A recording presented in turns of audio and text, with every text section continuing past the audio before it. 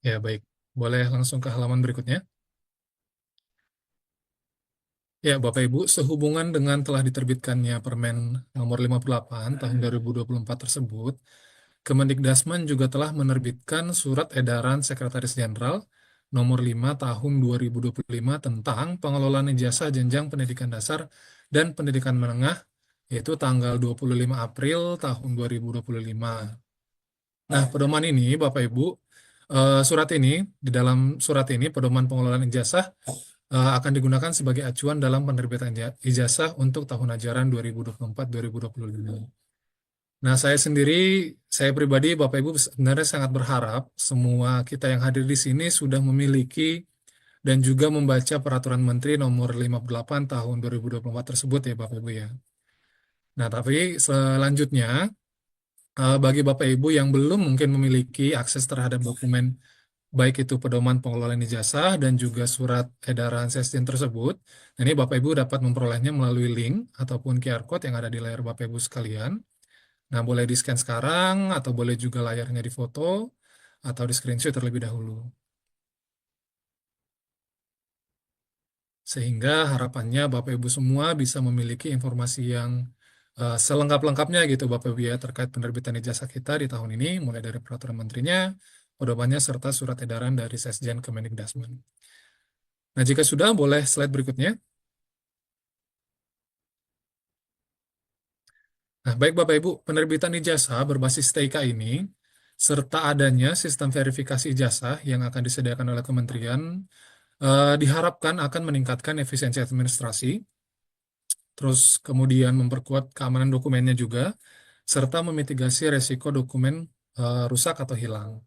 Nah, Kementerian berharap kebijakan ijazah yang baru ini dapat memberikan manfaat yang sebesar-besarnya bagi satuan pendidikan, bagi dinas pendidikan, bagi berbagai pemangku kepentingan sehubungan dengan ijazah, dan yang terutama tentunya bagi peserta didik kita. Boleh next?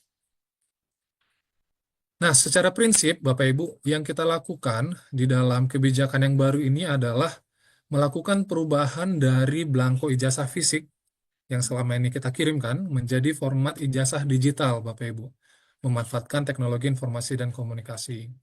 Nah, yang mana selama ini Kementerian mencetak dan mengirimkan kurang lebih 9-10 juta belangko ijazah ke seluruh satuan pendidikan di dalam dan di luar negeri. Nah, mulai tahun ini, Bapak Ibu, pengiriman tersebut akan dilakukan melalui aplikasi yang disediakan oleh Kementerian. Sehingga kemudian masing-masing satuan pendidikan akan dapat mendownload format ijazahnya untuk kemudian dicetak. Slide berikutnya. Nah, baik Bapak Ibu. Selanjutnya, kebijakan ijazah yang baru ini berlaku untuk siapa saja. Nah, Peraturan Menteri Nomor 58 Tahun 2024 ini mengatur tentang ijazah bagi SD, SDLB, SMP, SMPLB, SMA, SMALB, SMK, termasuk program paket A, B, dan C. Nah, termasuk juga untuk satuan pendidikan kita yang berbentuk SPK atau SLN dan juga program paket A, B, dan C yang ada di luar negeri. Nah, next.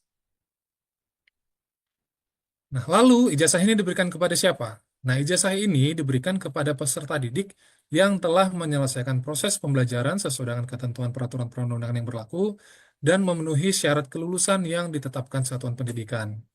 Jadi, Bapak Ibu, setiap peserta didik yang terdaftar di seluruh satuan pendidikan Indonesia, baik di dalam maupun luar negeri, yang terdata di Dapodik dan ditetapkan lulus akan mendapatkan ijazah di dalam mekanisme ini, seperti yang tadi disampaikan oleh Pak Dirjen di dalam arahannya. Boleh slide berikutnya. Nah, Bapak Ibu, dalam kebijakan baru ini, kita akan mengenal dua dokumen, Bapak Ibu, terkait kelulusan peserta didik. Yang pertama adalah ijazah, yaitu dokumen yang menyatakan kelulusan peserta didik dari satuan pendidikan. Yang kedua adalah transkrip nilai, yang merupakan dokumen yang memuat informasi mata pelajaran dan nilai yang diperoleh peserta didik sehingga dinyatakan lulus. Nah, Bapak Ibu, saya akan coba sampaikan beberapa perbedaan ketentuan mengenai ijazah dan transkrip nilai ini. Boleh next?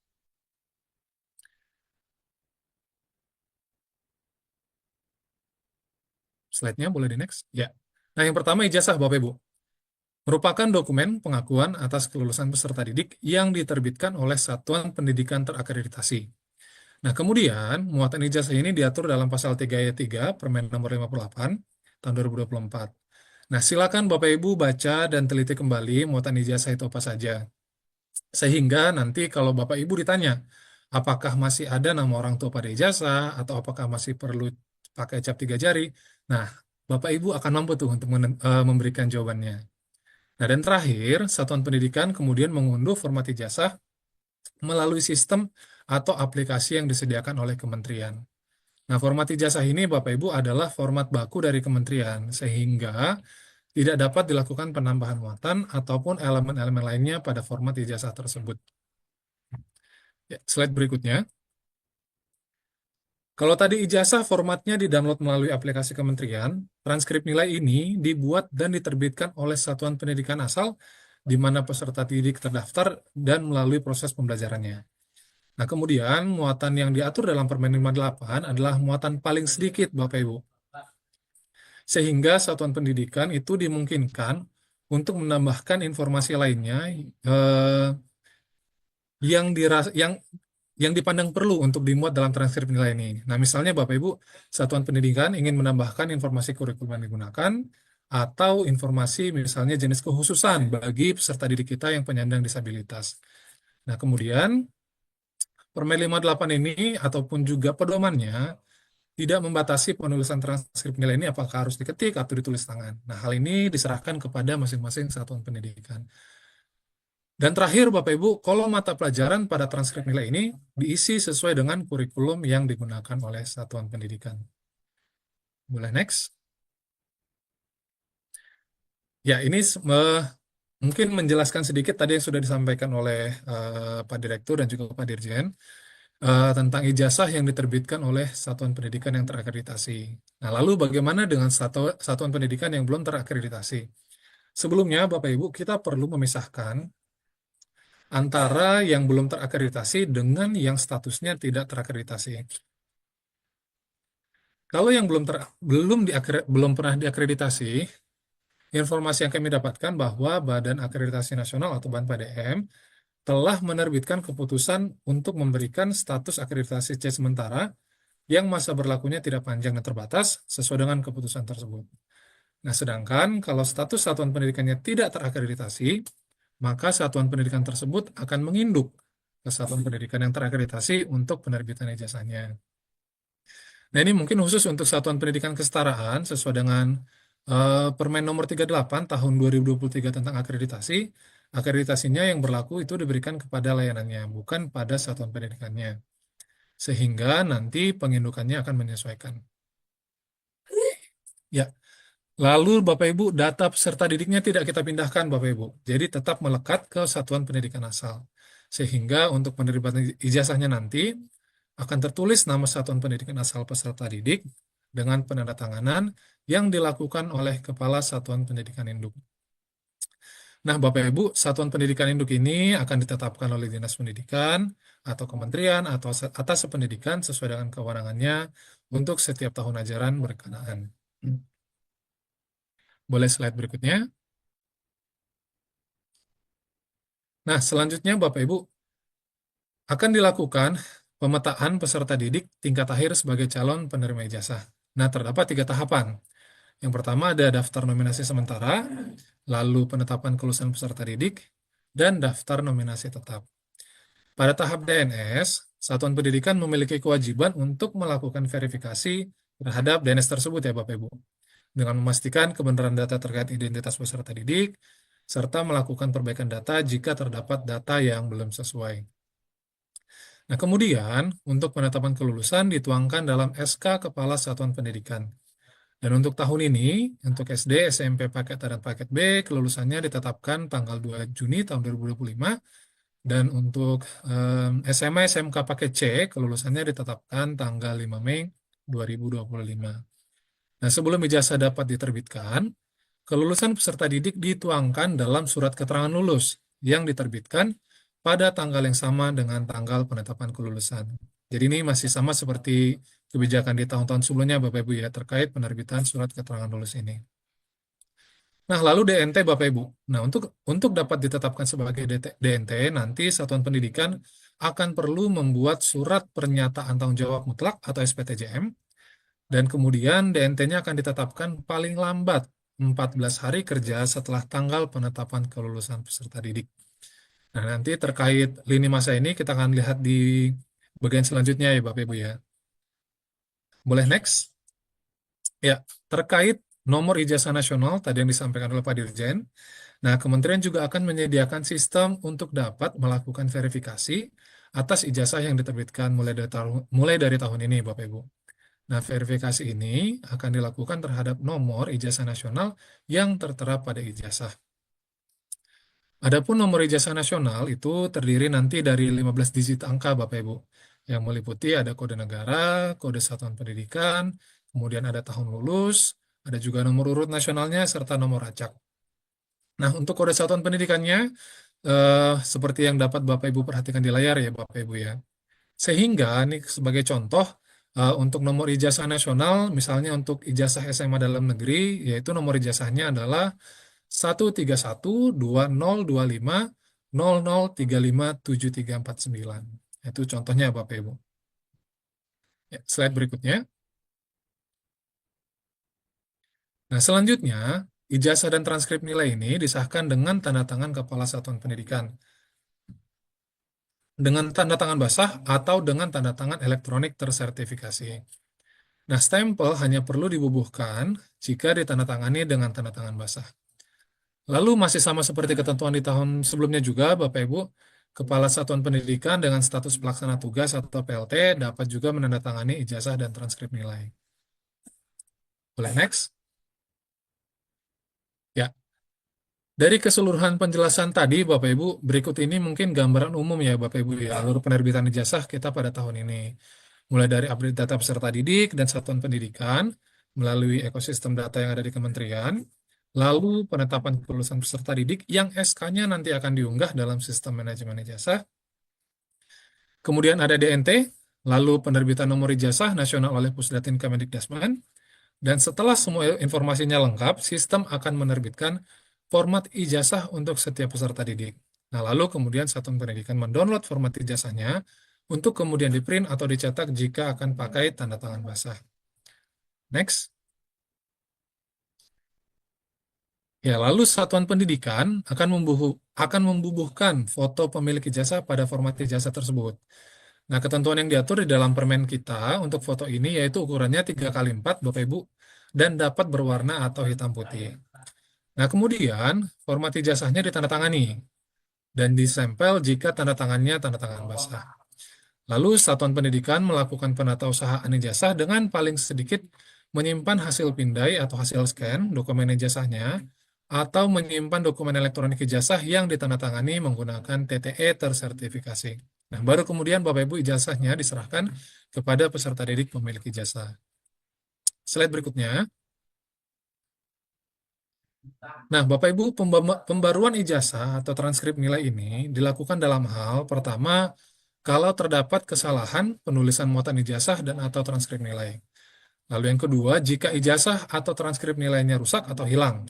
Dan yang ketiga, pembaruan dalam hal pencetakan ulang ijazah atau transkrip nilai yang ditandatangani dengan TTE tersertifikasi.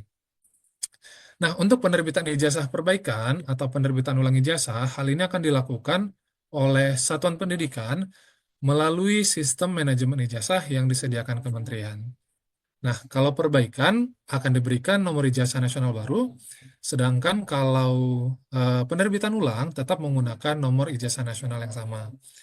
Nah, penerbitan ijazah perbaikan ataupun penerbitan ulang ijazah ini akan disahkan dengan tanda tangan Kepala Satuan Pendidikan yang menjabat pada saat ijazah tersebut diterbitkan, perbaikannya ataupun penerbitan ulangnya. Boleh next? Nah, ini adalah gambar format ijazahnya Bapak Ibu untuk yang perbaikan dan yang cetak ulang ataupun diterbitkan ulang. Dengan format ijazah yang sama, namun dengan tambahan keterangan pada bagian bawahnya terkait perbaikan ataupun penerbitan ulangnya. Boleh next lagi. Nah, begitu juga halnya dengan transkrip nilai yang dibuat oleh Satuan Pendidikan, perlakuannya sama Bapak Ibu. Dalam hal terdapat kesalahan ataupun rusak hilang, akan diterbitkan perbaikan maupun penerbitan ulang transkrip nilainya. Slide berikutnya. Nah, ini Bapak Ibu. spesifikasi kertas yang dapat digunakan untuk mencetak ijazah dan transkrip nilai. Nah, untuk ukuran kertasnya, ijazah dengan ukuran A4, sedangkan untuk transkrip nilai bisa A4 ataupun ukuran F4. Nah, untuk ketebalannya diatur minimal 80 gram ya Bapak Ibu ya. Artinya boleh lebih dari 80 gram, tapi tidak boleh kurang. Nah, warna kertasnya putih, lalu untuk jenis kertasnya tidak kita batasi, misalnya hanya kertas HVS, tetapi sesuai dengan kebutuhan dan kemampuan masing-masing satuan pendidikan. Boleh next? Nah, untuk pembiayaannya, Bapak Ibu dilarang untuk memungut biaya dari peserta didik untuk penerbitan ataupun pencetakan ijazah. Nah, biaya ini menjadi tanggung jawab sepenuhnya dari satuan pendidikan. Dan untuk satuan pendidikan penerima dana BOS, dana BOSP, dapat menggunakan dana BOSP tersebut untuk melakukan pencetakan ijazah. Boleh slide berikutnya?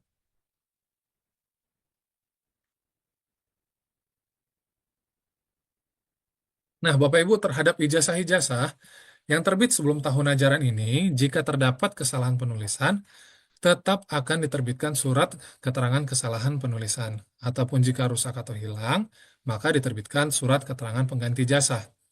Dan untuk fotokopinya pun tetap perlu disahkan atau dilegalisasi oleh satuan pendidikan yang bersangkutan.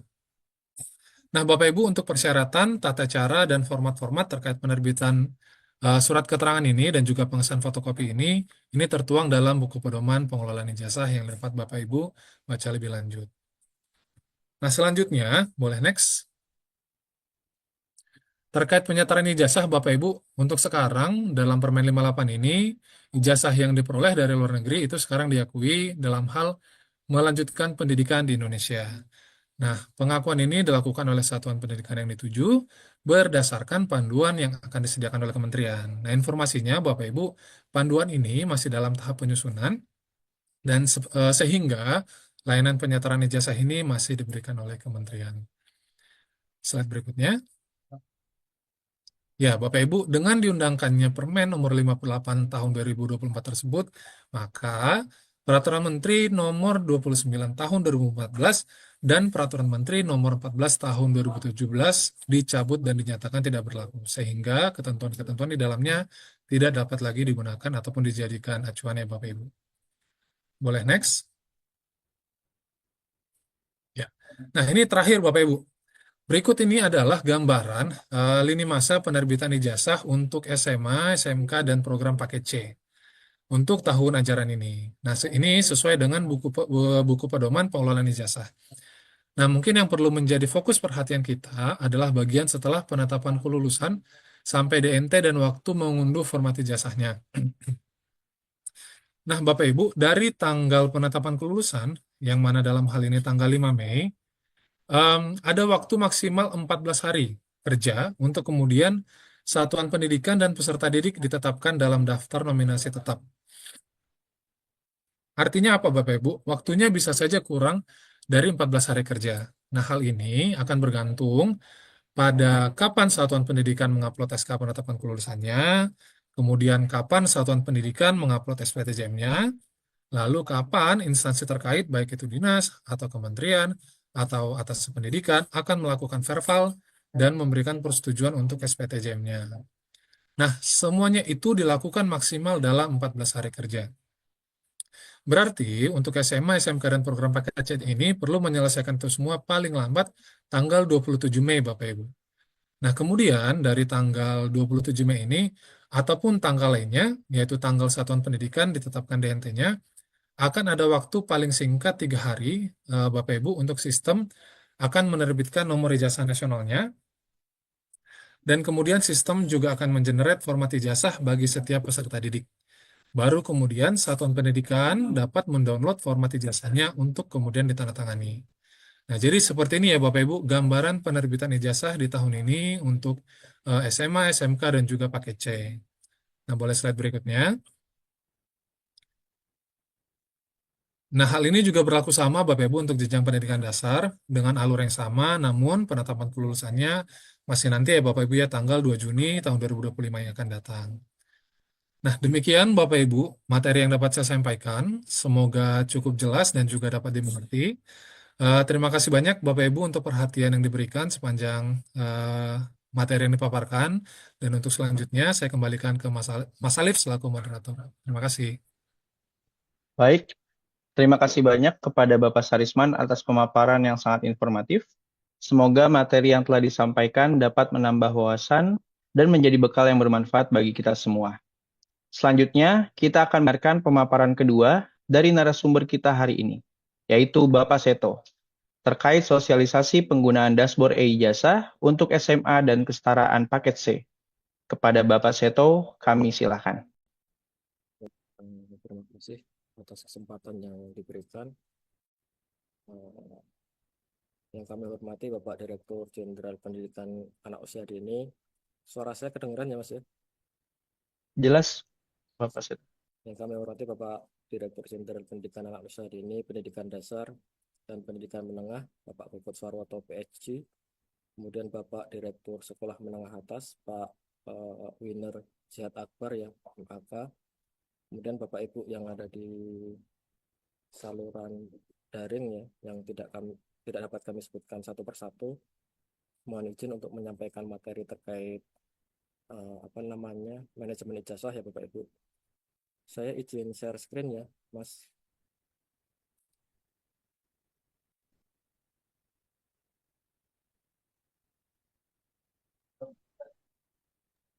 Kelihatan ya Bapak Ibu. Nah, jadi untuk manajemen ijazah atau pengelolaan data induk ijazah ini setidaknya ada 3 aplikasi yang digunakan ya Bapak Ibu. Pertama terkait dengan dashboard. Ini fungsinya untuk menampilkan data hasil validasi peserta didik ya Bapak Ibu. Ada Mohon data peserta izin, didik, ya Mas. mohon izin Bapak Seto, mungkin suaranya boleh agak dibesarkan volumenya. Oh iya. Atau mungkin nggak usah pakai headset ya Mas. Coba ya. Iya, Kalau nggak boleh. pakai headset, jelas nggak? Sekarang lebih, coba boleh ngomong lagi, Bapak Seto, mohon izin. Lebih jelas atau nggak? Oh, sekarang sudah jelas. Ya, Nggak usah pakai headset berarti. silakan dilanjut lagi. Ya. Jadi terkait dengan pengelolaan data induk ijazah ini setidaknya ada 3 aplikasi yang digunakan. Pertama terkait dengan dashboard ya Bapak Ibu. Ini dashboard eh, validasi data peserta didik tingkat akhir. Nah, ini nanti di dashboard ini disajikan data terkait dengan residu data peserta didik, baik residu NISN maupun residu kependudukan. Kemudian ada data akreditasi sekolah dan residu kepala sekolah. Jadi kalau di Dapodik itu masih ada kepala sekolah yang belum ditugaskan atau ada double penugasan ya, kepala sekolah definitif dan PLT kepala sekolah. Ini nanti kami sajikan datanya di dashboard ini. Kemudian yang kedua terkait dengan manajemennya, manajemen ijazahnya. Nah, di manajemen ini digunakan untuk tadi yang disampaikan Mas Haris ya, mulai dari penetapan kelulusan, kemudian nanti mengunggah SPTJM dan kalau di dinas melakukan approval SPTJM ya Bapak Ibu. Termasuk nanti mencetak ijazahnya setelah dilakukan penomoran ijazahnya. Nah, selanjutnya ada portal eh, data induk ijazah. Nah, ini yang digunakan untuk pencarian nantinya. Apakah nomor ijazah nasional yang sudah diterbitkan itu ada di portal kementerian atau tidak. Kalau datanya ditemukan, artinya dari sisi validitas dan legalitas itu dapat dipastikan bahwa ijazah atau nomor yang dikeluarkan itu asli ya Bapak Ibu.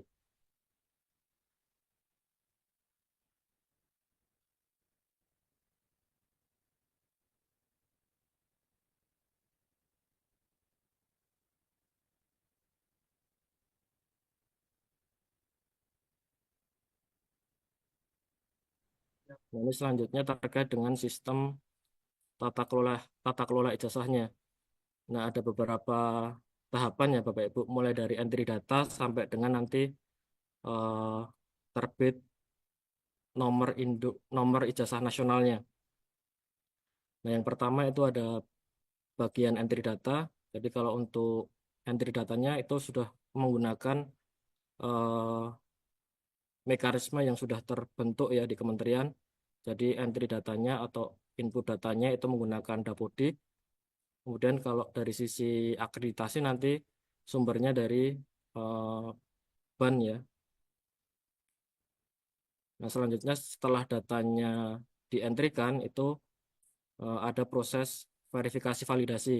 Jadi eh, data yang akan menjadi DNS itu nanti kan data yang valid dari sisi NISN maupun kependudukan dan akreditasi sekolah ya. Karena yang bisa menerbitkan ijazah kan satuan pendidikan terakreditasi tadi. Nah, dari sisi NISN ini data siswanya harus satu NISN ini digunakan satu siswa tercatat di satu rombel. Jadi tadi ya tidak ganda tadi.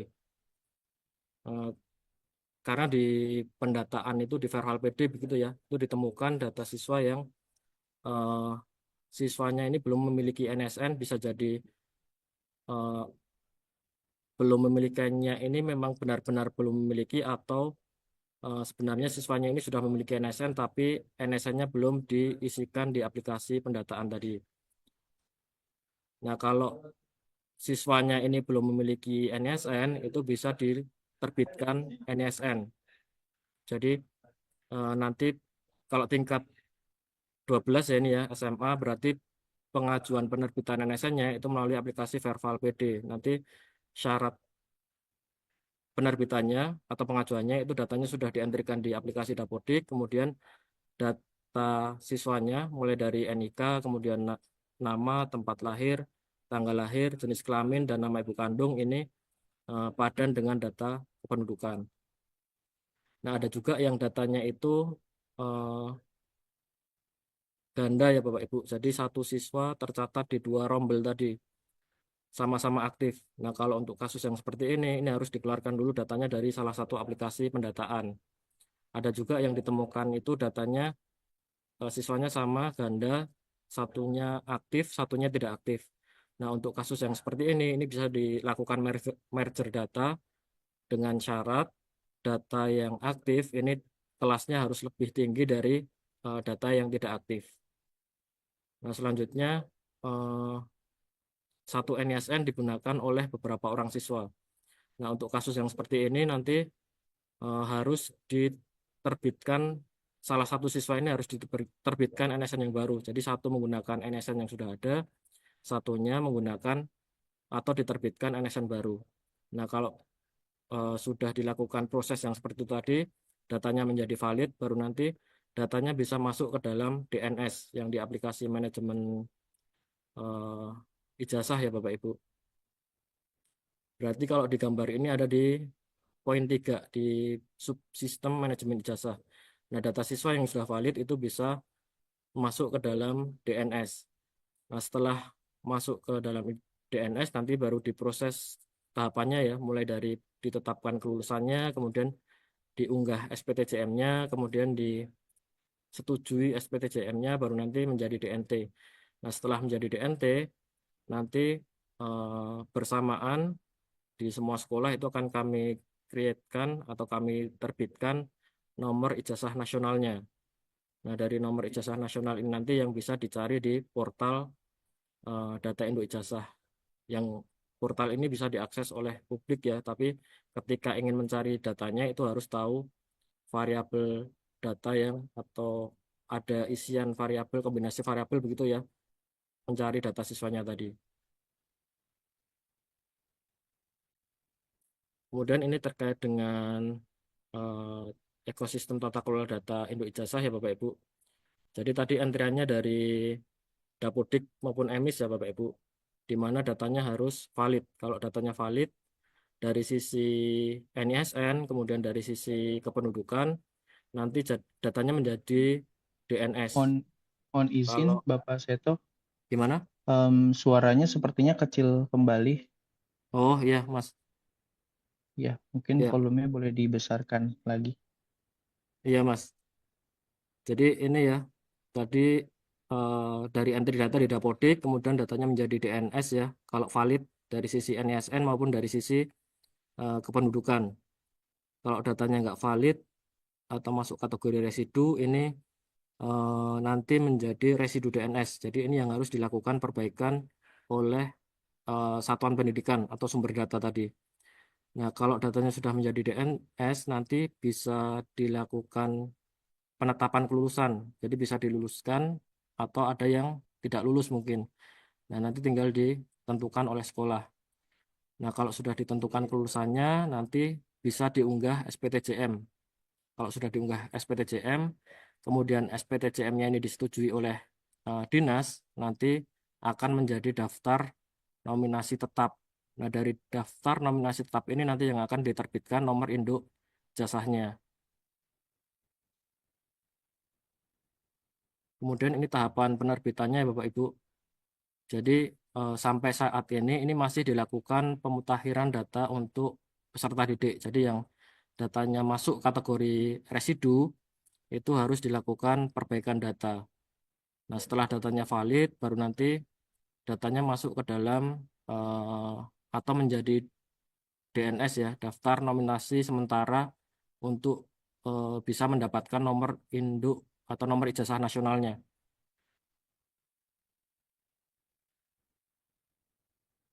Nah, selanjutnya setelah data siswa ini menjadi DNS, itu nanti harus ditetapkan kelulusannya. Nah, ini yang menetapkan kelulusan ada di sekolah nantinya. Jadi masuk ke aplikasi manajemen ijazah sebagai operator sekolah atau sebagai sekolah ya. Nah, ini bisa melakukan mengunduh surat keputusan penetapan kelulusan, kemudian nanti diunggah kembali ke aplikasi manajemen ijazah. Tentunya setelah ketika mengunggah ini harus ditanda tangan dan dicap oleh kepala sekolah ya Bapak Ibu. Nah, setelah ditetapkan kelulusannya, nanti baru dibuat SPTJM-nya melalui aplikasi yang sama ya. Nanti sekolah bisa mengunduh SPTJM tersebut. Setelah diunduh, kemudian nanti ditanda tangan. Ini bermaterai 10.000 ya kalau SPTJM. Nanti ditanda tangan kepala sekolah. Kemudian setelah ditanda tangan, dicap nanti bisa diunggah di aplikasi yang sama, di aplikasi manajemen ijazah. Nah, setelah diunggah, nanti menunggu approval dari eh, pembinanya ya. Kalau di SD SMP berarti nanti yang melakukan approval di tingkat kabupaten kota. Kalau SMA berarti nanti di provinsi yang melakukan approval. Setelah disetujui oleh dinas sesuai kewenangan tadi, nanti datanya menjadi DNT tadi. Setelah menjadi DNT nanti akan diterbitkan nomor induk ijazahnya tadi.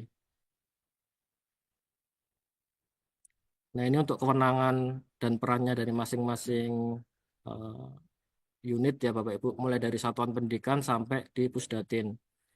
Nah, di satuan pendidikan ini peran dan kewenangannya ini pertama tadi ya, melakukan pemutakhiran data peserta didik. Karena kalau datanya masih kategori residu tadi, datanya tidak akan bisa masuk dalam DNS ya. Jadi harus dipastikan datanya ini valid. Jadi harus dimutakhirkan tadi. Kemudian memeriksa data kepala sekolah. Jadi idealnya itu satu sekolah harus ada satu kepala sekolah. Nah, kalau yang di satu sekolah belum ditentukan kepala sekolahnya itu harus ditentukan di manajemen dapudiknya, di dinas ya kalau ini. Nah, nanti kalau di satu sekolah ada kepala sekolah definitif dan PLT, ini artinya harus diperbaiki juga datanya. Yang tidak menjabat sebagai kepala sekolah itu harus di TST-kan ya, agar datanya tidak menjadi ganda tadi. Kemudian harus melakukan penetapan kelulusan. Jadi di manajemen ijazah itu sekolah harus melakukan penetapan kelulusan. Setelah ditetapkan kelulusan nanti harus diunggah SPTJM-nya. Kemudian dari dinas atau kementerian atau atas pendidikan ini ya tugasnya sama karena eh, ada kewenangannya di masing-masing satuan pendidikan. Nah, yang pertama ini memastikan data satuan pendidikan ini terkait dengan akreditasi, kemudian nomenklatur dan kepala sekolahnya. Karena tadi disampaikan oleh Mas Haris ya, satuan pendidikan yang bisa menerbitkan ijazah itu hanya satuan pendidikan yang terakreditasi. Kemudian dari sisi nomenklatur ini harus sesuai dengan nomenklatur satuan pendidikan yang tercantum pada izin pendirian. Kalau dilihat di referensi itu masih ditemukan satuan pendidikan yang nomenklaturnya itu tidak sesuai dengan yang tercantum pada izin pendirian tadi. Kemudian harus menentukan relasi legalitas. Jadi misalkan satuan pendidikannya tidak terakreditasi. Nah, ini harus direlasikan ke satuan pendidikan terakreditasi tadi. Nah, untuk merelasikan ini menggunakan fitur yang ada di aplikasi dashboard validasi data peserta didik tingkat akhir. Nah, yang bisa nanti di teman-teman dinas ya untuk merelasikan ini. Nanti harus mengisikan nomor SK atau keputusannya ya, si satuan ini direlasikan ke satuan mana. Nah, selanjutnya melakukan verifikasi dan validasi SPTJM. Jadi hasil yang diunggah dari sekolah tadi ini harus diverifikasi dan validasi oleh dinas. Kalau hasil verifikasi validasinya sesuai, baru nanti bisa disetujui SPTJM-nya oleh dinas tadi. Nah, kalau sudah disetujui, artinya nanti datanya si siswa tadi yang diluluskan ya, itu menjadi DNT. Nah, selanjutnya membuat laporan rekapitulasi SPTJM. Nah, ini nanti bisa diunggah juga di aplikasi. Nah, kalau di direktorat ini peran dan kewenangannya pertama memeriksa laporan rekapitulasi SPTJM, ini ya yang diunggah oleh dinas tadi. Kemudian melakukan kontrol verbal dalam rangka penerbitan ijazah. Nah, di Pusdatin ini peran dan kewenangannya itu menerbitkan DNS. Jadi hasil entry data yang valid tadi kami terbitkan menjadi DNS. Kemudian dari DNS dilakukan ditetapkan kelulusannya begitu ya. Kemudian disetujui SPTJM-nya. Nanti yang melakukan penerbitan DNT-nya itu Pusdatin. Tentunya setelah SPTJM-nya tadi disetujui oleh dinas ya Bapak Ibu. Nah, selanjutnya ini menerbitkan nomor ijazah. Ini hasil dari atau berdasarkan hasil verbal dari SPTJM tadi. Nah, selanjutnya melakukan kontrol proses verbal ijazah tentunya. Kemudian ini untuk peran dan alur prosesnya, mulai dari satuan pendidikan, kemudian dinas, dan Pusdatin. Nah, di satuan pendidikan ini tadi, kalau di manajemen ijazah ya Bapak Ibu, kan tadi sudah disediakan daftar nominasi sementaranya oleh Pusdatin. Nah, selanjutnya di satuan pendidikan ini nanti harus menetapkan kelulusan peserta didiknya. Jadi si siswa itu dari DNS itu mana siswa yang diluluskan, mana siswa yang tidak lulus. Itu harus ditetapkan. Setelah ditetapkan, kemudian diunggah SK penetapannya, selanjutnya nanti harus membuat SPTJM. Jadi diunduh dari aplikasi SPTJM-nya, nanti akan ada lampiran daftar siswa yang lulus ya, yang harus di SPTJM-kan. Nah, setelah diunggah baru nanti setelah di-download ya, itu baru nanti diunggah ke aplikasi yang sama.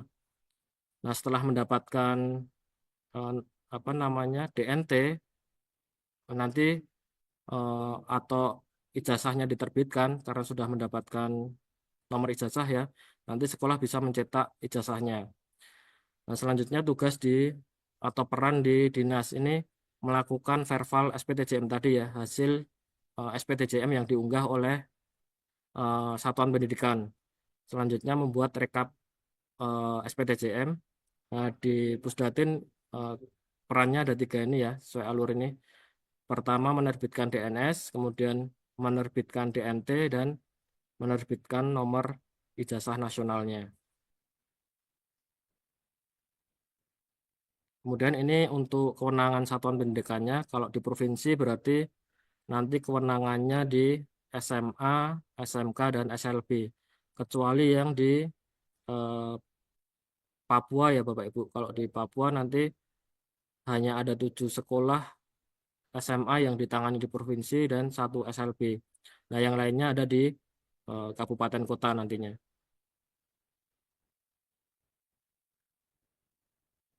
Kemudian ini terkait dengan verifikasi dan validasinya ya. Nah, ini yang datanya bisa masuk ke DNS itu data yang valid tadi. Kalau datanya tidak valid itu harus dilakukan verifikasi validasi atau perbaikan data. Tadi sudah kami sebutkan ya, ada NSN yang kosong atau belum memiliki NSN, ini harus diterbitkan NSN-nya. Nah, dari sisi peserta didik untuk bisa masuk DNS itu pertama NSN-nya harus unik dan tidak kosong tadi. Kemudian dari sisi identitas ya, ini datanya harus padan dengan data Dukcapil Pusat. Kalau dari sisi sekolah, ini eh, dilihat dari keterisian jabatan kepala sekolah. Kemudian eh, nama kepala sekolahnya dan gelarnya. Tapi kalau untuk gelar nanti bisa disesuaikan ya Bapak Ibu. Di aplikasi manajemen ijazah nanti kami sediakan fitur untuk menyesuaikan gelarnya. Tapi eh, yang diisikan di aplikasi ini nanti tidak akan merubah yang ada di Dapodik. Kemudian dari satuan pendidikan ini yang harus dilihat pertama terkait dengan nomenklatur dan akreditasi tadi. Nah ini contoh yang siswa tidak memiliki NSN, eh, tapi kalau dilihat dari sisi data atau variabel masternya ini datanya pada Dukcapil. Nah ini kalau kasusnya seperti ini nih harus bisa diajukan penerbitan NSN melalui aplikasi VaralPD ya. Ini tingkatnya kebetulan tingkat 11. Nah kasus yang seperti ini nih harus ada pengajuan dari operator sekolah melalui VaralPD ya. Tentunya harus melampirkan ijazah di jenjang sebelumnya. Berarti melampirkan ijazah SMP, MTS atau paket B-nya. Nanti kalau yang dilampirkan itu ijazah di SD atau sederajat, pengajuannya akan kami tolak. Karena ini asumsinya si anak ini tingkat 11 harusnya punya ijazah di SMP sederajat ya Bapak Ibu.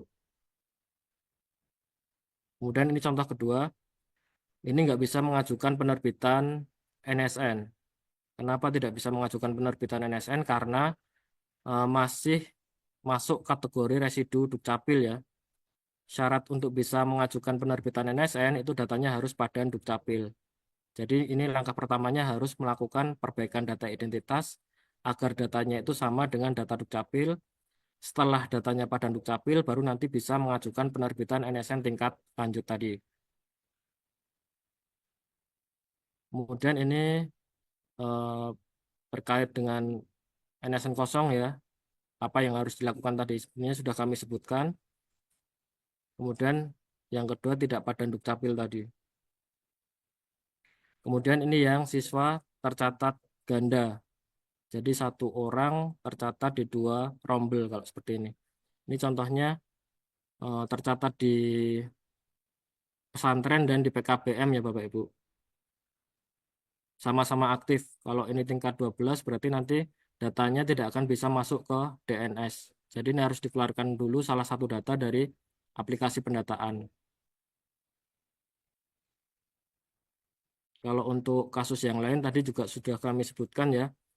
Yang gandanya itu sama-sama aktif, kemudian gandanya itu satunya aktif, yang lain tidak aktif, dan satu NSN digunakan beberapa peserta didik. Kemudian untuk eh, penanganannya itu jangan sampai keliru, karena kemarin tuh ada yang salah melakukan penanganan. Jadi kasusnya ini satu NSN digunakan oleh dua siswa, ini harusnya satunya menggunakan NSN baru, satunya menggunakan NSN yang sudah ada, tapi justru satu anaknya ini dikeluarkan dari aplikasi pendataan dari Dapodik ya. Nah ini jadi datanya yang satu hilang kemarin. Selanjutnya terkait dengan aplikasi ya Bapak Ibu. Tadi ada 3 aplikasi. Pertama terkait dengan dashboard.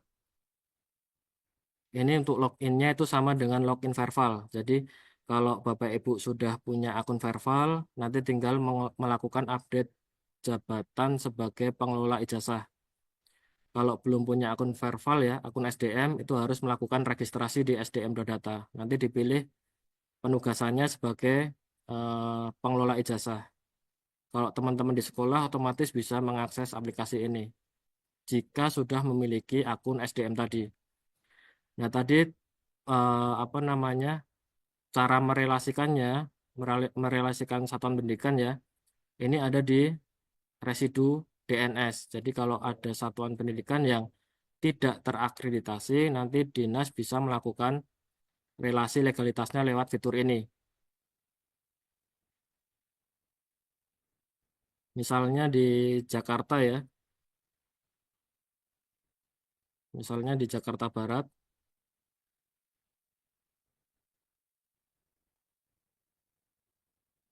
Nah, ini ada satu sekolah yang tidak terakreditasi.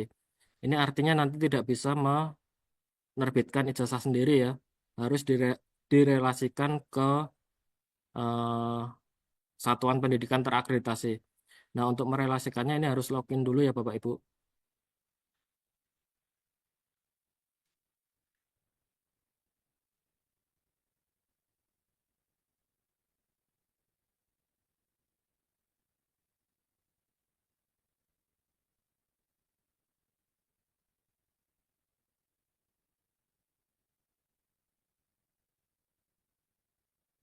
Nanti di residu residu DNS ya.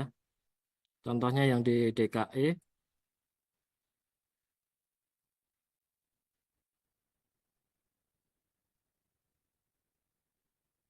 di Kembangannya. Ini ada satu yang tidak terakreditasi. Nah, ini nanti bisa dilakukan perelasiannya lewat melalui fitur legalitas sekolah ini.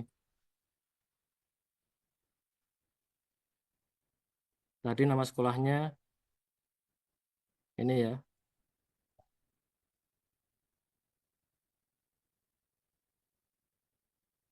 Nah, ini tinggal dipilih nanti. Si sekolah ini ingin direlasikan ke satuan pendidikan mana. Misalkan ingin direlasikan ke SD Tunas Muda School misalkan. Nah, nanti harus mengisikan nomor SK-nya. SK relasi legalitasnya ya. Diisikan SK-nya, diisikan tanggal SK-nya, kemudian dipilih kepala sekolahnya, selanjutnya disimpan. Nah, baru nanti sekolahnya ini akan ter apa namanya? Relasi dengan satuan pendidikan terakreditasi tadi. Kemudian aplikasi yang kedua itu terkait dengan eh, manajemen ijazah ya Bapak Ibu.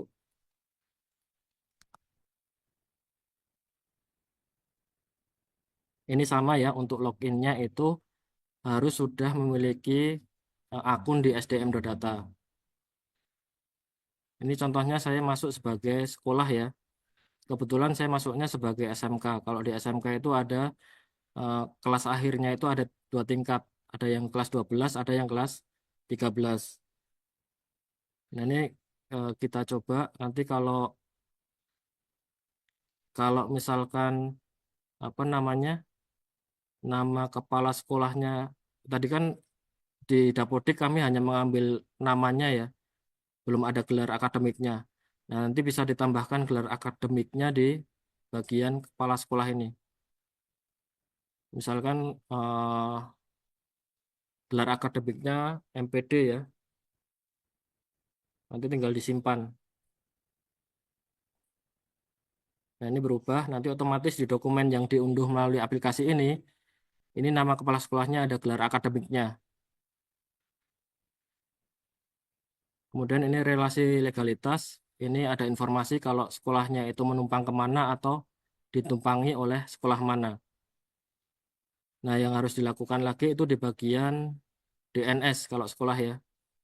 Valid DNS ini hasil dari Verval tadi ya. Jadi yang masuk di aplikasi ini menjadi daftar nominasi sementara ini data peserta didik yang valid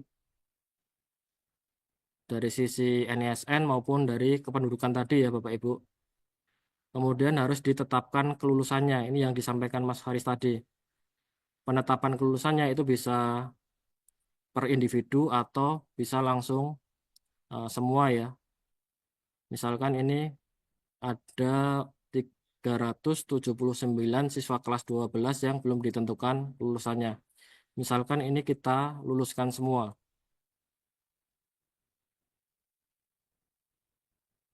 Kita simpan ya. Ada 379 peserta didik di kelas 9 kelas 12 yang kita luluskan. Ditetapkan kelulusannya.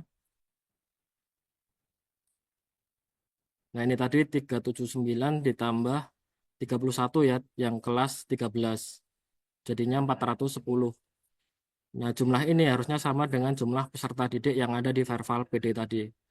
Setelah ditetapkan kelulusannya, nanti harus diunggah SK penetapan kelulusan.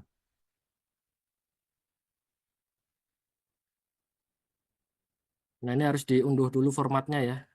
Misalkan ingin menetapkan yang tingkat 12 atau kelas 12. Ini tinggal diunduh ya Bapak Ibu. Nomornya nanti belakangan diisi. Nama kepala sekolahnya sudah mengikuti dengan yang kita rubah tadi ya. Tadi kan menambahkan gelar. Gelarnya kita rubah ya tadi. Dari MHUM menjadi MPD. Ini tinggal diunduh. Kemudian nanti kalau sudah diunduh,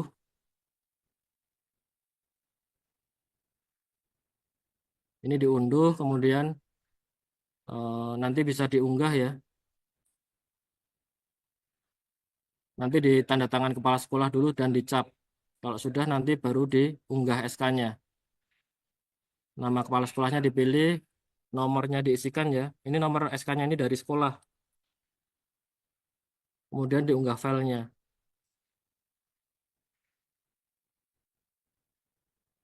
Kalau sudah diunggah filenya nanti tinggal disimpan.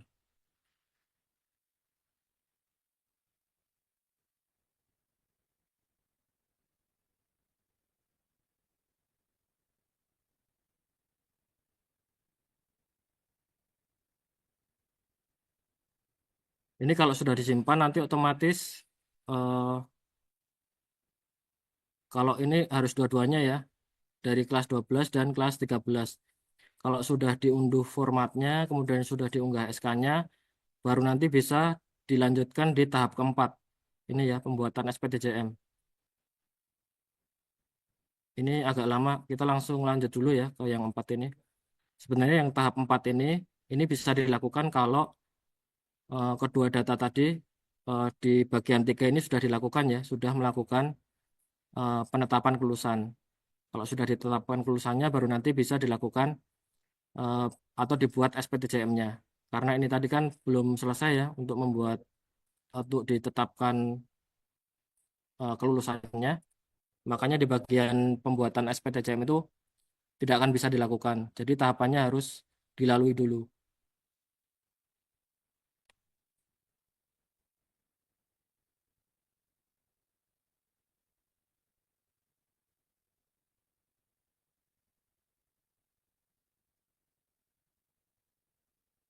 Ini kalau nggak bisa kita lanjut dulu ya. Jadi kalau tadi proses yang sebelumnya itu belum dilakukan, nanti ada notifikasi ya. Bapak Ibu ini harus melakukan apa. Nah, kalau nanti sudah bisa proses penetapan kelulusannya tadi sudah berhasil, nanti ini bisa membuat SPTJM. Itu kalau dipilih yang USK nanti kembali ke tahap 3 ya. Jadi harus mengunggah SPTJM-nya.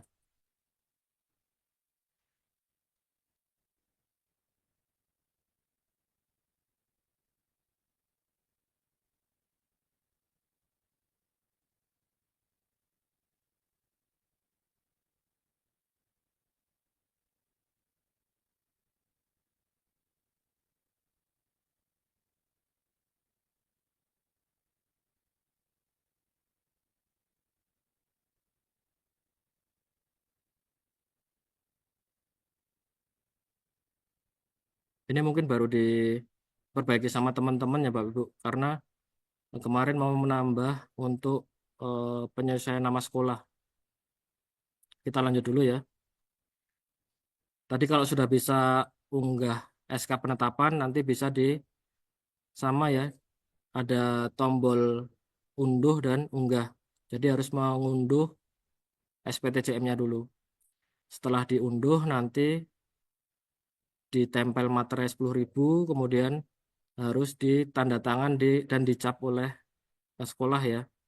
Selanjutnya tinggal diunggah pada fitur ini. Nanti ada 3 tombol. Oh, unduh, unggah, dan batal nantinya. Nah, setelah diunggah, nanti akan masuk ke dinas. Di dinas ini ya. Saya masuk sebagai dinas.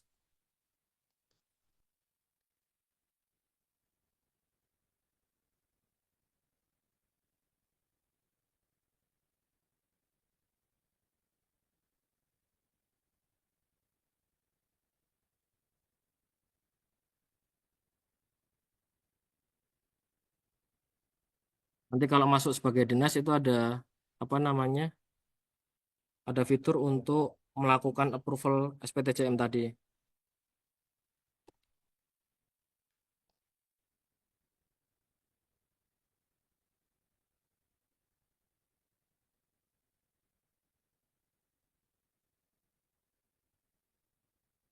Misalkan tadi dari sekolah sudah mengunggah SPTJM ya Bapak Ibu. Nah, nanti bisa dilihat di pengelolaan ini. Di pengelolaan ini SPTJM yang tadi diunggah itu harus disetujui atau diverifikasi ya. Jadi tinggal dipilih aksinya apa, kemudian nanti dilihat SPTJM-nya ya. Ini harus diunduh, kemudian diverifikasi SPTJM-nya. Nah, ini harusnya menggunakan eh, ini kan uji coba ya. Nanti di pelaksanaannya nanti harus ditempel materai 10.000 ya Bapak Ibu. Kalau eh, sesuai nanti jumlah siswanya sesuai, nanti baru bisa disetujui ya. Disetujui nanti tinggal disimpan persetujuan. Kalau disimpan persetujuan, berarti nanti datanya ini menjadi DNT. Nah, setelah menjadi DNT nanti oleh Pusdatin itu akan diterbitkan nomor induk, nomor ijazah nasional. Nanti proses penerbitan nomornya itu bersamaan. Jadi menunggu semua sudah apa namanya melakukan approval SPTJM ya sampai di 14 hari kan kan terakhir dari hari Senin kan tadi 14 hari ke depan ya. Nah, di 14 hari ke depan setelah hari Senin di bulan Mei itu nanti kami akan terbitkan kan itu proses sampai approval SPTJM nantinya. Nah, di akhir nanti akan kami terbitkan nomor induk ijazahnya. Kemudian nanti dari Dinas juga harus mengunggah ini ya, yang tadi harus dilakukan mengunggah rekapitulasi dari SPTJM tadi. Mungkin terkait dengan satu lagi mohon maaf. Setelah setelah apa namanya siswa ini mendapatkan nomor induk nomor ijazah nasional, nanti bisa dicek di portal ya Bapak Ibu. Di sini. Jadi nanti harus diisikan nama atau NPSN sekolahnya, namanya siapa, nomor ijazah nasionalnya tadi berapa, dan tanggal lahirnya. Nah, ini kalau datanya sesuai kombinasi variabel ini ya, nanti ketemu datanya artinya itu eh, apa namanya valid ya nomor induk ijazahnya tadi. Mungkin itu yang bisa kami sampaikan, Mas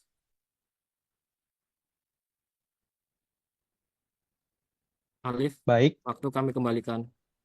baik, terima kasih banyak Bapak To atas pemaparan yang sangat informatif. Semoga materi yang telah disampaikan dapat menambah wawasan dan menjadi bekal yang bermanfaat bagi kita semua. Kini kita akan memasuki sesi tanya jawab. Sesi tanya jawab akan dibagi menjadi 3 termin.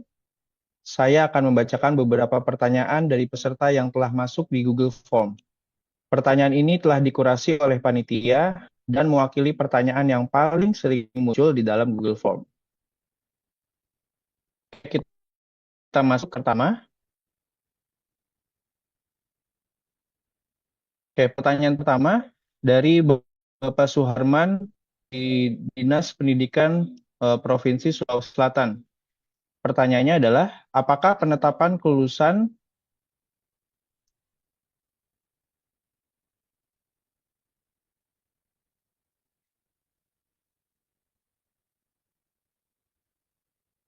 Oke, mohon izin Bapak dan Ibu, sepertinya adalah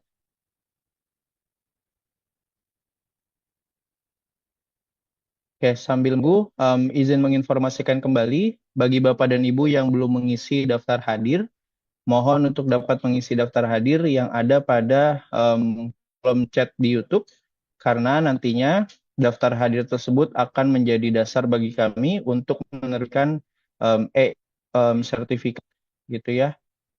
Jadi mohon untuk mengisikan daftar hadir dengan benar, nama Bapak dan Ibu, kemudian instansi, dan sebagainya. Oke, apakah sudah bisa ditampilkan pertanyaannya?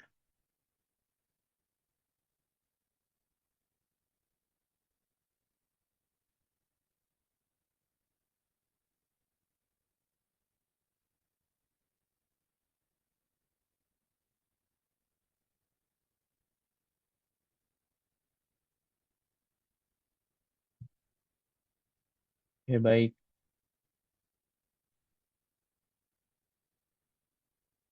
Izin kami informasikan kembali, untuk sesi tanya jawab ini nantinya akan ada 3 termin ya Bapak dan Ibu. Mungkin untuk masing-masing terminnya akan ada 3 pertanyaan. Gitu, oke. Pertanyaan pertama dari Bapak Syarif Ahmad dari Dinas Pendidikan Provinsi Sulawesi Tengah. Pertanyaannya adalah, bagaimana mitigasi jika sampai dengan batas waktu cut-off terakhir masih terdapat data residu siswa? Kemudian, kapan batas waktu maksimal? Semua peserta sudah harus valid untuk penerbitan e-ijazah. Oke, Em, mohon izin, mungkin ini kita bisa jawab terlebih dahulu pertanyaannya. Saya ya Mas ya, Ya, kalau silakan residunya. untuk Bapak Seto untuk bisa dijawab. Iya. Kalau untuk residu, kedengeran ya Mas ya? Jelas, Ya. Bapak Seto? Kalau terkait residu itu harusnya perbaikannya itu ketika ditemukan data siswa yang masuk eh, kategori residu itu harusnya diperbaiki ya Pak ya. Jadi tidak ketika akan digunakan untuk program tadi. Kalau perbaikannya itu ketika akan digunakan untuk program, nah yang terjadi itu semua perbaikannya di akhir. Jadi semua numpuk di akhir. Nah, kemarin tuh di Kabupaten Jayapura itu kami menemukan ya Bapak Ibu. Jadi ini siswa di salah satu SMK itu data residunya itu tinggal data residu yang datanya tidak pada dukcapil, jadi residu kependudukan ya. Nah, ternyata ketika dicek ulang oleh kepala sekolah, ini ada satu tambahan residu, ini terkait dengan residu NISN ganda. Nah, ketika kami cek, ini ternyata datanya si anak tingkat 12 ini masuk ke atau dientry juga di PKBM tingkat 4 sama-sama aktif. Nah, ini yang menurut kami tidak wajar ya. Ini anaknya sudah di tingkat 12 tapi masuk lagi ke tingkat 4 di PKBM. Nah, ini yang harus Bapak Ibu rutin lihat di Verval PD sebenarnya. Jadi kalau ketemu data yang residu tadi harusnya segera diperbaiki. Jadi tidak apa namanya, tidak karena kebutuhan program. Kalau karena kebutuhan program nanti semua perbaikannya ada di belakang. Jadi numpuk perbaikannya di belakang semua ya Bapak Ibu. Mungkin itu sih Mas. Baik, terima kasih banyak atas jawabannya. Semoga dapat pertanyaan Bapak Syarif Ahmad. Oke, mungkin izin kita lanjut ke pertanyaan selanjutnya.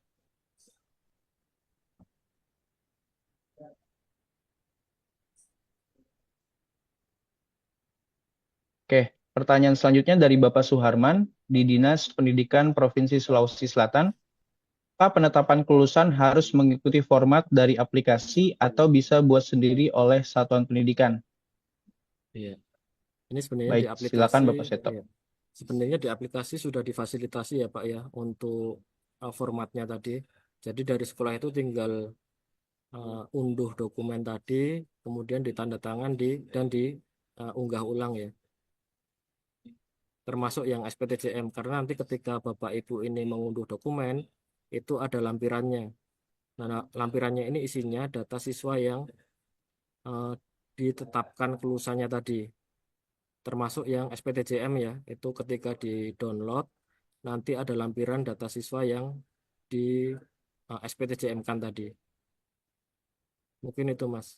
Baik, jadi perlu untuk mengikuti format yang sudah diunduh di aplikasi. Oke, kita lanjut ke pertanyaan selanjutnya.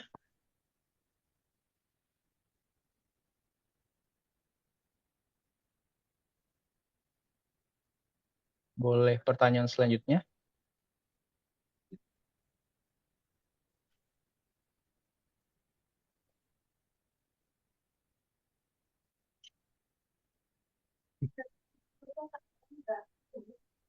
Sepertinya masih belum berubah pertanyaan selanjutnya.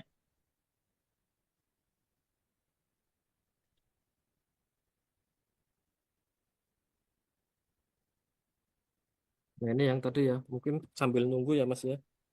Ya, Kalau sampai akhir nanti, misalkan kan dari hari Senin besok ya, hari Senin besok kan mulai dari sekolah mulai melakukan penetapan kelulusan sampai nanti pengunggah SPTJM ya. Selanjutnya harus di-approve oleh mana dinas. Nah, kalau sampai tadi kan waktunya 14 hari ya Mas Haris ya, mulai dari hari Senin itu. Iya, betul, Mas. Kalau sampai 14 hari itu masih datanya masih masuk residu, otomatis kan nggak bisa jadi DNS tuh data siswanya. Ya nanti nggak bisa mendapatkan eh, apa namanya nomor ijazah nasionalnya.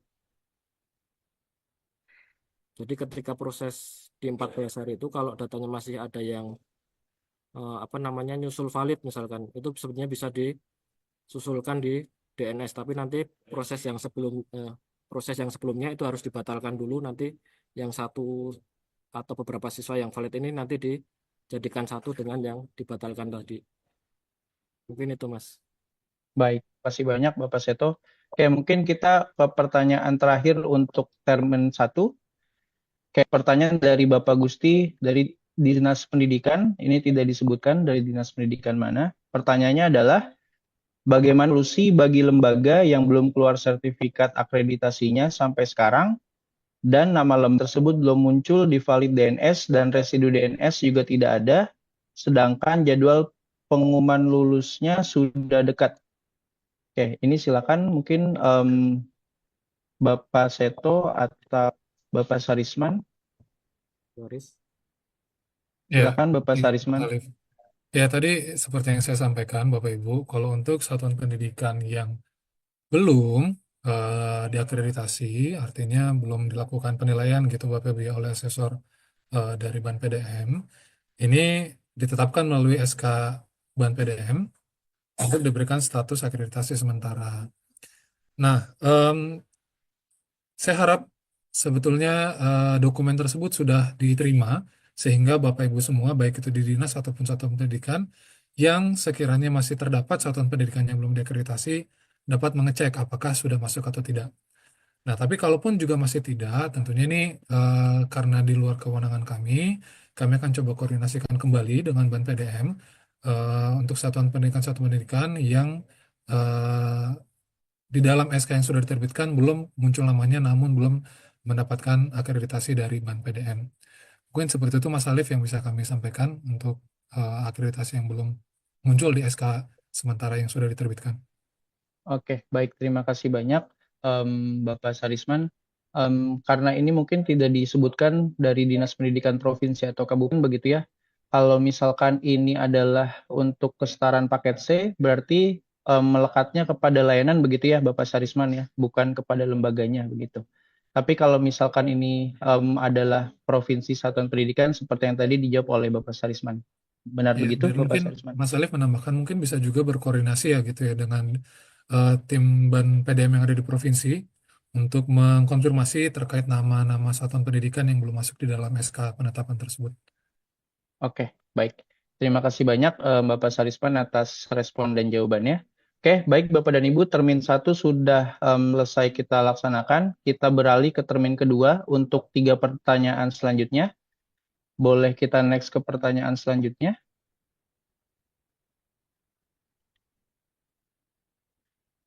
Oke, pertanyaan selanjutnya dari Ibu Heni Sumarwati Anggarini dari Dinas Pendidikan Provinsi Jawa Tengah. Pertanyaannya adalah, tanggal ijazah apakah tanggal di mana satuan mengunduh atau mencetak ijazah? Silakan, mungkin ini Bapak Sarisman ya. Ya, makasih Mas Alif. Eh, untuk tanggal ijazah, prinsipnya sama seperti ketika Bapak Ibu mengeluarkan surat dari instansi Bapak Ibu gitu ya. Tanggalnya adalah tanggal ketika surat itu ditandatangani. Jadi untuk ijazah juga sama, tanggal tanggal yang dituliskan di dalam ijazah di dalam bagian penandatanganan adalah tanggal ijazah tersebut ditandatangani. Namun di dalam format ijazahnya itu akan muncul tanggal penetapan kelulusannya. Jadi akan ada dua tanggal Bapak Ibu. Tanggal penetapan kelulusan yang sudah ditentukan secara nasional, tetapi untuk tanggal penerbitannya itu sesuai dengan kapan satuan pendidikan akan menandatangani ijazah tersebut. Seperti itu, Mas Arif. Baik, saya rasa sudah cukup jelas jawaban dari Bapak Sarisman. Kita lanjut ke pertanyaan kedua di termin kedua. Oke, ini dari Ibu Siti Nuraidah, SMAN 2 Kerinci Kanan. Pertanyaannya adalah, untuk penomoran transkrip nilai, apakah sama dengan nomor ijazah atau sekolah yang mengeluarkan nomornya? Silakan, Bapak Sarisman mungkin yang Ya, menjawab. makasih Mas Alif.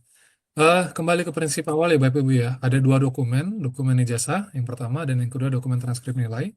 Dokumen ijazah oleh sistem, dokumen transkrip nilai oleh satuan pendidikan Bapak Ibu. Jadi tidak menggunakan kita tidak formatnya tidak kita sediakan di dalam sistem untuk tahun ini, namun diterbitkan dan dibuat secara mandiri oleh satuan pendidikan. Makanya kalau di dalam format yang tadi Bapak Ibu bisa lihat di paparannya ataupun yang ada di dalam peraturan menterinya, itu menggunakan kop satuan pendidikan. Sehingga untuk penomorannya pun sesuai dengan tata naskah dinas yang ada di satuan pendidikan masing-masing. Seperti itu Mas Alif. Baik, sudah cukup jelas. Saya rasa untuk jawaban dari Pak Sarisman, semoga dapat menjawab. Oke, kemudian kita ke pertanyaan terakhir di termin kedua dari Bapak Abdurrahim Abudi dari PKBM Gorontalo. Pertanyaannya adalah, bagaimana solusi siswa yang sudah diajukan penerbitan NISN lanjut dan sudah disetujui tapi belum keluar dari residu padahal datanya sudah valid? Silakan, mungkin ini Bapak Seto yang dapat menjawab. Iya. Jadi kalau apa namanya tadi sudah diterbitkan NSN-nya, artinya ini kan kalau sudah mengajukan penerbitan NSN tingkat lanjut, ini kan artinya dari sisi data kependudukan datanya valid ya, Bapak Ibu, dari 6 variabel tadi. Tapi masuk ketika sudah disetujui tapi belum keluar dari residu padahal datanya sudah valid. Nah, harusnya dari sisi jadi dari sisi kependudukannya sudah valid. Nah, ini menunggu approval harusnya. Kalau sudah di approval harusnya datanya valid ya, sudah terbit NSN-nya. Jadi satu NSN, satu siswa tercatat di satu satuan pendidikan tadi. Tapi kalau sudah diajukan tapi datanya masih residu, nah ini artinya belum kami lakukan approval. Nah, di saat ini kami sedang apa namanya prioritasnya itu kami melakukan penerbitan NSN di tingkat lanjut ini. Jadi di tingkat 6, 9, dan kalau tingkat 6 itu by system ya Bapak Ibu, mohon maaf. Jadi eh, kalau di tingkat 6 si siswa ini datanya sudah pada Dukcapil, otomatis akan kami terbitkan by system NSN-nya. Tapi kalau untuk tingkat 9 dan 12 tadi ya, nah ini masih kami kerjakan karena untuk penerbitan NSN yang tingkat lanjut ini kan kami terbitkannya manual ya. Jadi kami akan melakukan validasi terhadap dokumen yang dilampirkan tadi atau diunggah. Jadi kami lihat namanya yang ada di pendataan dan di ijazah tadi, termasuk tahun lulus dan apa namanya nama sekolahnya. Karena eh, di beberapa pengajuan tadi ada yang berbeda tadi ya, yang dilampirkan dokumennya harusnya dokumen SMP atau sederajat, tapi operator ini melampirkannya yang dokumen SD. Nah, idealnya kan kalau sudah SMA begitu, eh, harusnya siswa ini sudah memiliki ijazah SMP sederajat tadi ya. Nah, kalau yang kasus seperti itu biasanya kami tolak. Mungkin itu, Mas. Baik, terima kasih banyak Bapak Seto atas jawabannya. Kita lanjut ke pertanyaan selanjutnya. Dari Ibu Rizka M. Bandring dari SPNF SKB Touna. Pertanyaannya adalah, data siswa yang ada di Verval PD terbaca sebagai siswa yang memiliki NISN ganda. Dicek di Quality Control data siswa tetap terbaca ganda. Namun, dua siswa tersebut tidak ada terbaca ganda di Dapodik Operator Dinas. Bagaimana solusinya? Nah, Mungkin ini ini yang menjawab adalah Bapak Seto kembali, ya, silakan. ya Mas. Ini kemarin kami menemukan kasus yang seperti ini ya. Jadi gandanya di sekolah yang sama kalau kemarin itu. Jadi satu siswa ini ter- teridentifikasi ganda begitu, tapi di sekolah yang sama. Nah, kalau apa namanya teridentifikasinya itu di sekolah yang sama, nanti harus dikeluarkan salah satu datanya dari dapodik sekolah ya Bapak Ibu. Kemarin tuh kami ada laporan, kami cek ternyata di dapodiknya ganda kemarin. Oke, Ya, ini kan untuk mengeceknya memang lewat quality control ya Bapak Ibu. Jadi kalau Bapak Ibu membuka Verwal PD itu di bagian quality control itu nanti ada keterangan gandanya ini si anak ini ganda di sekolah mana dan sekolah mana, statusnya apa, apakah sama-sama aktif atau satunya aktif yang lain tidak aktif tadi. Oke, Nah, baik. iya, mungkin itu Ya, sih Mas. terima kasih banyak Bapak Seto atas jawabannya. Oke, kita lanjut ke pertanyaan selanjutnya. Dari Bapak Saipur Rahman, SMAN 1 Banjarmasin. Saat unduh format ijazah nanti, apakah data peserta didik seperti nama, tempat lahir, dan tanggal lahir akan otomatis menggunakan huruf kapital semua atau menyesuaikan data yang ada di Verval PD? Ini silakan Bapak Sarisman sepertinya ya. Kayaknya Mas Seto nih, Mas. Dari Iya, sistemnya gimana, Mas Mas? Seto lagi saat ya. unduh format Silakan Iya, ijazah Bapak Seto. sistem. apakah data. Nah, ini kemarin untuk sebenarnya termasuk nama nama nomenklatur sekolah ya kemarin Mas. Jadi kalau Iya. kalau nama nanti otomatis bisa di apa namanya di awal kata bisa kami eh, di uppercase ya. Jadi di awal itu huruf kapital, nanti kata di belakangnya kecil di setiap kata ya. Tapi untuk yang nama satuan kemarin yang kesulitan itu nama satuan pendidikan ya, karena ketika kami apa namanya kemarin nyoba lihat beberapa sekolah itu ternyata ada nama sekolah yang Ma'arif. Jadi Ma terus spasi Arif. Nah, kalau nanti kami kecualikan yang Ma ini besar karena ada bentuk pendidikan MA ya. Nanti takutnya itu eh, apa Ma-nya besar, kemudian A-nya besar, Arifnya kecil. Itu untuk di nama satuan pendidikan. Tapi kalau untuk di bagian nama, tempat lahir eh, itu nanti bisa di kami sesuaikan ya by sistem tadi. Kalau ya tanggal lahir kan di bagian bulannya ya, itu bisa disesuaikan. Tapi yang kami kemarin kesulitan itu di nama satuan pendidikannya tadi. Karena ditemukan yang tadi singkatan-singkatan tadi ya, yang karena tidak ada pembakuannya tadi. Jadi kami kesulitan tadi. Mungkin itu sih Mas. Baik, terima kasih banyak Bapak Seto atas jawabannya. Semoga sudah dapat menjawab pertanyaan dari Bapak Saipur Rahman atau mungkin Bapak Ibu yang memiliki pertanyaan serupa. Oke, kita lanjut ke pertanyaan selanjutnya. Oke, pertanyaan dari Ibu Putri Karyuandina dari SMAN 1 Kota Bengkulu.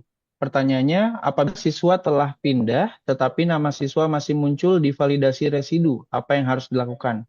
Silakan, mungkin ini Bapak Seto kembali yang menjawab.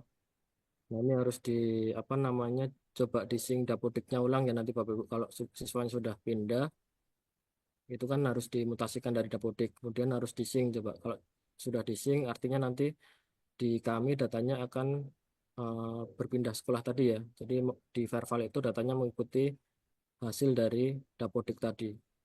Nah, untuk waktu perubahannya itu dari dapodik ke Verval itu 1 kali 24 jam.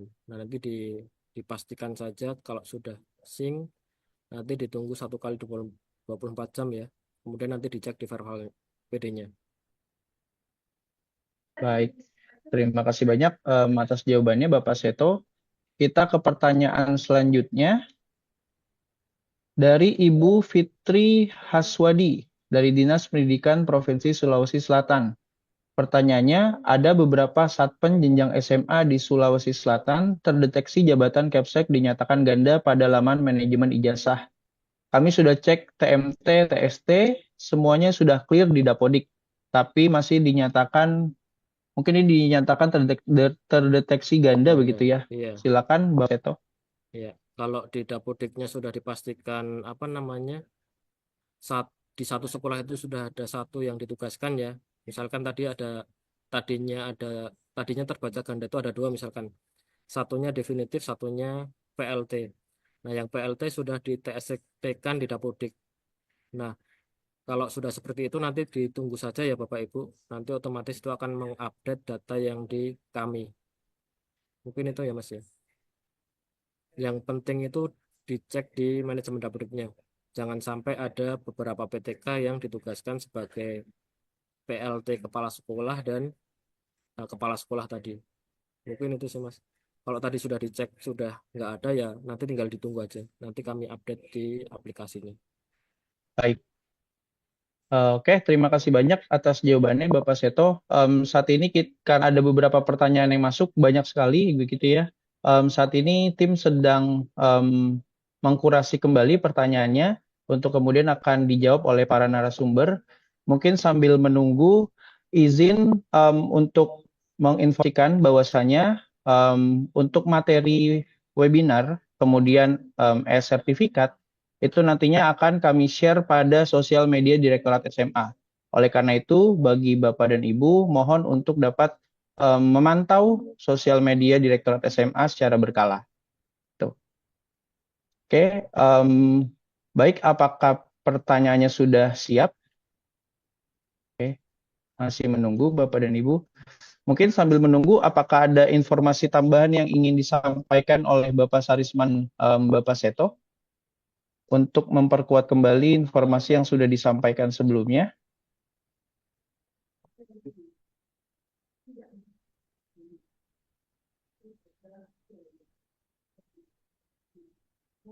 Sepertinya belum ada Mas Alif. Belum ada ya. Oke, baik. Kita menunggu pertanyaan jika begitu. Em, Kami informasikan juga bagi Bapak dan Ibu, mohon untuk dapat mengisi daftar hadir, karena nantinya daftar hadir yang Bapak Ibu isi, itu akan menjadi bahan bagi kami untuk bisa menerbitkan e-sertifikat.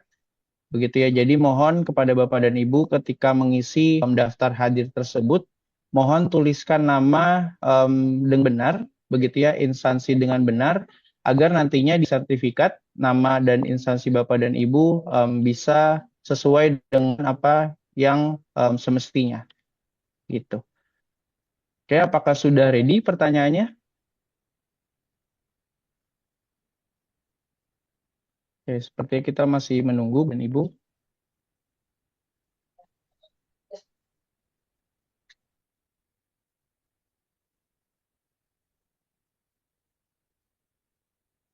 Oke, seperti pertanyaan sudah ready. Pertanyaan selanjutnya dari Bapak Nasiruddin dari Dinas Pendidikan, tidak disebutkan dari daerah mana. Pertanyaannya adalah, pedoman tidak ada mengatur tentang sidik jari. Terkait hal itu, apakah boleh apabila sisanya membutuhkan cap 3 di jasa? Silakan Bapak Sarisma mungkin yang dapat menjawab.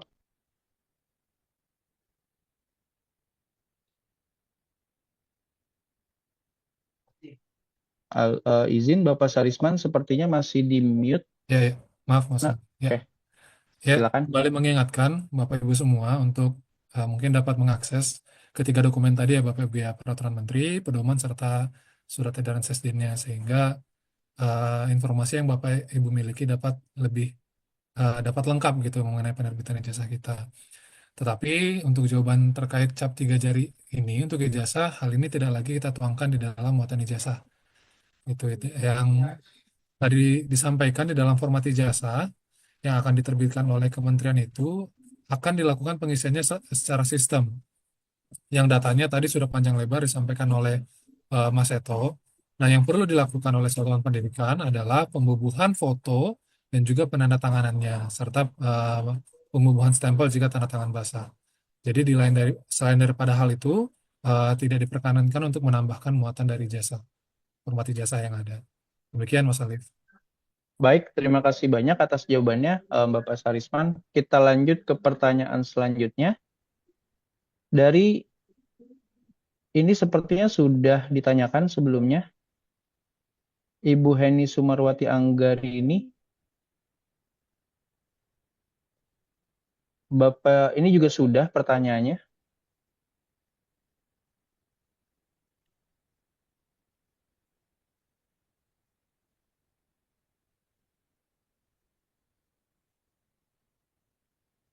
Ini juga sudah pertanyaannya. Oke, Pertanyaan Bapak Fajar Pristiawan dari Dinas Pendidikan Provinsi Jawa Timur. Pertanyaannya adalah, update data akreditasi belum real time atau masih terdapat keterlambatan. Perlu data rekapitulasi akreditasi yang resmi sebagai dasar penetapan relasi legalitas. Mungkin ini silakan Bapak Seto terkait data. Ya, ini kalau kalau data akreditasi ini kan kita menunggu dari ban PDM ya Mas ya, dari aplikasi Sispena. Jadi kalau di Sispena itu sudah muncul akreditasinya, otomatis nanti akreditasi yang ada di Sispena itu akan mengupdate di Pusdatin. Mungkin itu Mas.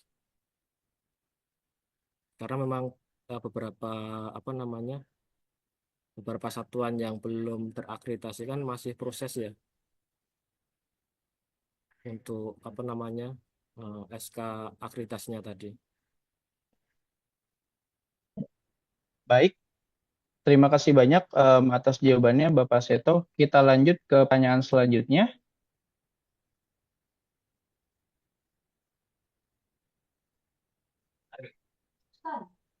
Ini sepertinya sudah sebelumnya.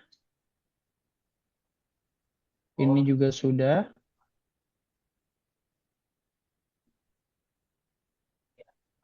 Oke.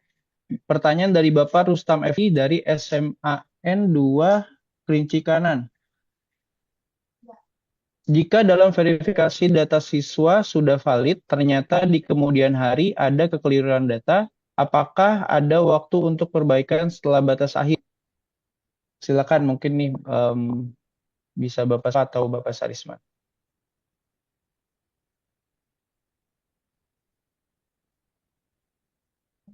Kalau mungkin saya dulu ya Mas Faris ya. Kalau yang Ya, sekarang kan datanya sudah dipadankan Dukcapil ya Pak ya, Bapak Ibu. Jadi kalau perbaikan itu kan nggak mungkin apa namanya dalam waktu singkat ya. Karena untuk proses datanya masuk ke DNS tadi kan ada dua dua tahap tadi ya. Pertama dari sisi NISN datanya harus valid, dari sisi kependudukan datanya harus sama dengan data Dukcapil pusat tadi. Jadi kalau salah harusnya ya perubahannya kan harus berubah di Dukcapil pusat dulu. Nah itu prosesnya kan nggak apa namanya butuh waktu ya, nggak cepat tadi. oke. Baik, terima kasih banyak atas jawabannya Bapak Seto.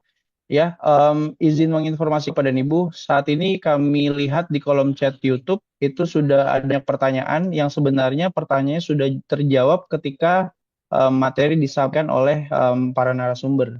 Jadi kami sarankan bagi Bapak dan Ibu untuk bisa menonton um, rekaman webinar ini untuk melihat apakah kendala Bapak dan Ibu sudah terjawab atau belum di webinar ini. Mas, Oke? sebelum ini saya boleh share screen bentar nggak? Ini saya nemu Oh, data yang, silakan. iya, ini saya nemu data yang tadi ya, Oke. yang apa namanya? Mau share screen? Iya, Boleh. kelihatan nggak, Bapak? Kalau yang di poin satu itu saya nemu yang satu orang dia punya ijazah paket B paket C, tapi saya nggak berani nampilin ya, karena ini kan live apa namanya YouTube.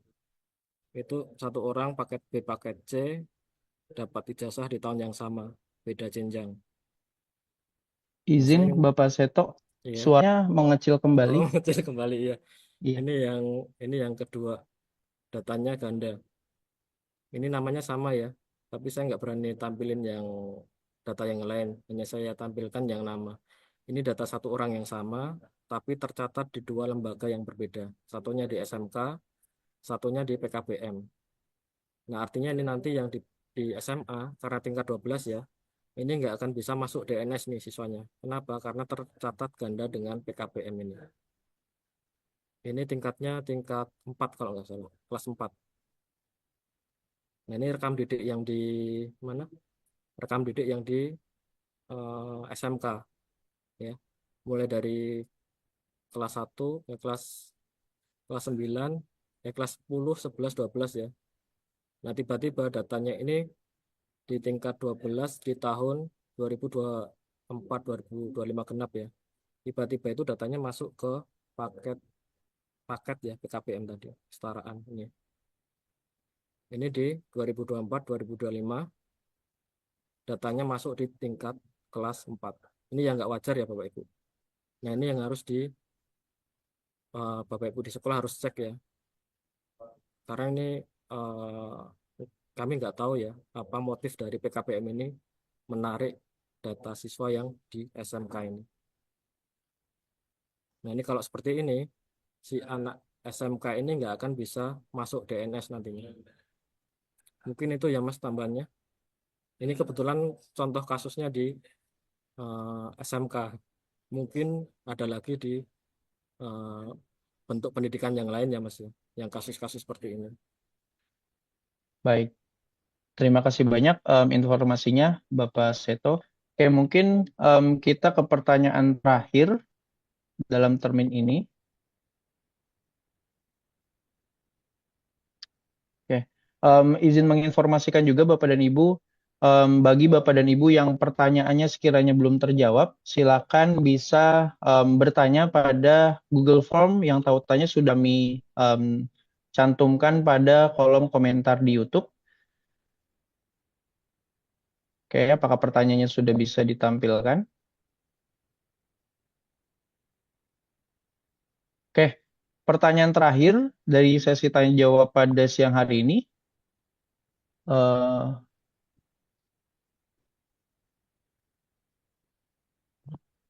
Pertanyaannya yang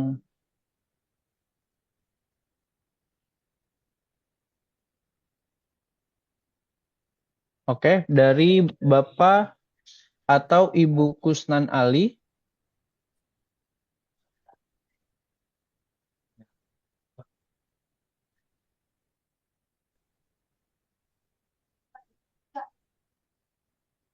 Oke, dari Bapak atau Ibu Kusnan Ali dari PKBM Nur Aisyah. Pertanyaannya adalah, siswa kami salah rombel. Seharusnya paket C kelas 12, tapi salah masuk rombel dan DNS ke paket B kelas 9. Mohon solusi. Masih bisakah masuk ke DNS paket C jika kami pindahkan di Dapodiknya? Silakan, mungkin ini yang bisa menjawab adalah Bapak Seto. Ya kalau ini kami mengikuti data Dapodik ya Bapak Ibu. Jadi eh, ap- apa yang kami tampilkan di Verbal PD itu sumbernya dari Dapodik tadi, dari aplikasi pendataan. Jadi kalau di aplikasi pendataannya ini salah, otomatis di verbalnya juga salah. Otomatis nanti di manajemen ijazah juga salah. Jadi kalau ingin melakukan perbaikan itu dari sumber datanya tadi. Karena untuk penentuan rombel kan dia ada di Dapodik ya. Jadi harus diperbaiki dulu di Dapodiknya. Mungkin itu Mas. Baik, silakan. Jadi mohon diperbaiki di dapnya Bapak atau Ibu Kusnan Ali atau Bapak dan Ibu yang memiliki kendala ataupun tantangan yang sama. Oke, baik Bapak dan Ibu, mungkin untuk mengakhiri sesi diskusi pada siang hari ini, kita mendengarkan closing statement dari masing-masing narasumber. Silakan, mungkin yang pertama dari Bapak Saris. Ya, baik, Mas Alif. Sekali lagi, saya mengucapkan terima kasih Bapak Ibu untuk perhatiannya, sudah mengikuti kegiatan webinar kita hari ini. Harapannya informasinya dapat diterima dengan baik. Namun kembali lagi, kami meminta kalau boleh seluruh pihak yang terkait dengan penerbitan ijazah ini untuk kembali membaca dan meneliti dan mempelajari baik itu Peraturan Menteri Nomor 58 Tahun 2024, pedoman pengelolaan ijazahnya, serta surat edaran yang sudah diterbitkan oleh kementerian, sehingga harapannya, kalaupun masih ada pertanyaan-pertanyaan yang belum terjawab di dalam kegiatan kita hari ini, mudah-mudahan dapat terjawab dari dokumen ataupun peraturan-peraturan yang sudah ada. Sehingga nanti baik itu di dinas, di kementerian, di satuan pendidikan dapat menjalankan perannya masing-masing untuk penerbitan ijazah kita di tahun ajaran ini. Mungkin demikian Mas Alif yang dapat saya sampaikan. Terima kasih. Baik, terima kasih banyak Bapak Sarisman. Mohon bagi Bapak dan Ibu untuk dapat membaca kembali dokumen-dokumen ataupun pedoman serta peraturan terkait ijazah. Adapun nantinya untuk materi narasumber dan beberapa dokumen terkait ijazah akan kami sampaikan pada sosial media Direktorat SMA. Jadi mohon bagi Bapak dan Ibu untuk dapat terus memantau sosial media Direktorat SMA. Oke, selanjutnya kita akan sama-sama dengarkan closing statement dari Bapak Seto. Silakan Bapak Seto. Sebenarnya kami ucapkan terima kasih ya Bapak Ibu atas kesempatan yang diberikan kepada Pusdatin untuk menyampaikan materi terkait manajemen ijazah, termasuk dengan validasi datanya ya. Bapak Ibu.